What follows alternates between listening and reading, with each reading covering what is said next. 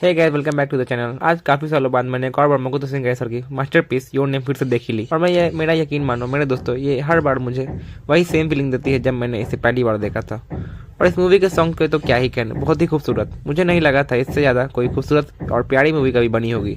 Animation भी fantastic है इसकी। जरूरी नहीं आप जिसे पसंद करते हो आप उससे प्यार भी हो, कि पसंद में और प्यार में जमीन आसमान का फर्क है। और यही ताकि की स्टोरी है, जो कि मिस उकुदेरा को लाइक करता था और उसके साथ डेट पर जाना चाहता था। पर देखो ना, किस्मत ने उसे किसे मिलवा दिया जिसे वो कभी ना जानता था, ना कभी पहचानता था, ना कभी उससे मिला था। और यहाँ तक कि ना ही वो एक समय में थे। दोनों के टाइमलाइन में 3 साल का फर्क था। लेकिन वो कहते हैं ना, जब किस्मत चाहती है तो आपको वो चीज मिल ही जाती है जो आपने सपने में भी नहीं सोचा था। और बस यही सपने से शुरू होती है अपने इस प्यारी सी कहानी की स्टोरी। जब ताकि एक दिन अपने सपने में मिसुआ के साथ शरीर बदल जाता है, पर ये कोई सपना नहीं था बल्कि ये असली दुनिया थी। और मिसुआ ताकि के शरीर में चल जाती है। दोनों को समझ नहीं आता कि उनके साथ हो क्या रहा आखिर, और ना ही आपको समझ में आएगा। पर धीरे धीरे सब कुछ समझ आने लगता है, क्योंकि वो एक लाइन है ना इस मूवी में कि इतिमोरी का इतिहास इन दागों में है। वो उलझते हैं, वो जुड़ते हैं, वो टूटते हैं और फिर वो वापस से जुड़ जाते हैं। बिल्कुल ऐसे ही इसकी मूवी की कहानी भी है। ये दोनों भी उलझते हैं, जुड़ते हैं और टूटते हैं और आखिरी में फिर जुड़ ही जाते हैं। ताकि और मिसुआ दोनों की जिंदगी का में काफी अंतर था। ताकि जो कि हाई स्कूल में है अभी और वो टोक्यो में रहता है, और मिसुआ जो कि एक छोटे से जापान के गाँव इतिमोरी में रहती है।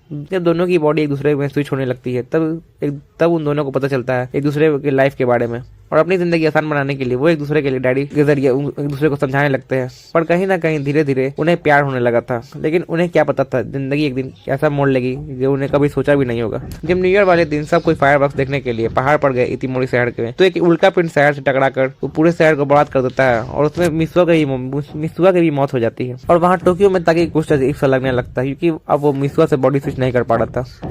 और वो फैसला करता है कि मिसुआ से मिलने जाएगा उसके शहर, और उसे बताया कि उसे मिसुआ से प्यार हो गया। तो फिर क्या, वो निकल पड़ता है मिसुआ की तलाश में इतिमोरी शहर की ओर अपने दोस्तों के साथ, मिस ओकुदेरा और सुकासा के साथ। लेकिन जब वो वहाँ पहुंचता है तो उसे पता चलता है कि इतिमोरी शहर तो 30 साल पहले ही उल्का पिंड की वजह से खत्म हो चुका है। उसे वो बात समझ नहीं आती। उसे तो यही लगता है कि कल ही वो तो अपने मिसुआ के साथ बॉडी स्विच किया था। वो डेड बुक निकालता है जिनकी मौत उल्का पिंड से हुई थी, और उसे मिसुआ का नाम वहाँ उस पन्ने में लिखा हुआ मिलता है। ताकि बिल्कुल टूट सा जाता है। उसे कुछ समझ नहीं आता है ये क्या हो रहा है, पर वो धीरे धीरे सब कुछ समझने लगता है कि जिस मिसुआ से वो मिल रहा था वो 3 साल पहले की मिसुआ थी, जिसकी अब मौत हो चुकी है। लेकिन ताकि हार नहीं मानता, वो एक बार फिर से मिसुआ को बचाने की कोशिश में उठ पड़ता है और चल पड़ता है पहाड़ की ओर, जहाँ मिसुआ ने अपनी कोशिका में ताकि को छुपाया था। उस कोशिका में ताकि को ताकि पी जाता है, जिससे वो एक बार फिर मिसुआ के शरीर में आ चुका था। पर उसके पास समय बहुत कम था, क्योंकि आज के दिन ही उल्का पिंड उस शहर में गिरने वाला था। वो कोशिश करता है और फाइनली मिसुआ को बचा भी लेता है। लेकिन फिर वही चीज होती है इस कहानी में, वो जुड़ते हैं, वो टूटते हैं और फिर हमेशा की तरह वो टूट ही जाते हैं। उन दोनों को कुछ याद नहीं रहता,